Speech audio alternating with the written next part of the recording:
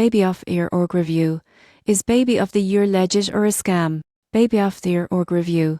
Is Baby of the Year legit or a scam? If you've seen ads claiming your child could be named Baby of the Year, you might be wondering if this is a legitimate contest or just another scam. Most people get this wrong by assuming it's a straightforward competition. The surprising truth is that BabyOfTheYearorg is an online platform that markets itself as a contest for babies with prizes, but many users report misleading practices. The website encourages parents to submit photos of their babies, often requiring email sign-ups and sharing on social media. While technically the contest exists, the odds of winning are extremely low, and many of the advertised prizes are vague or unclear. You won't believe what happens next. Some users report receiving frequent promotional emails or being asked to pay fees to claim exclusive prizes. This raises red flags about the platform's transparency. Experts recommend exercising caution. Even if it's not an outright scam, it functions largely as a marketing tool to gather personal data and push offers. There is no verified record of substantial winners or verified payouts.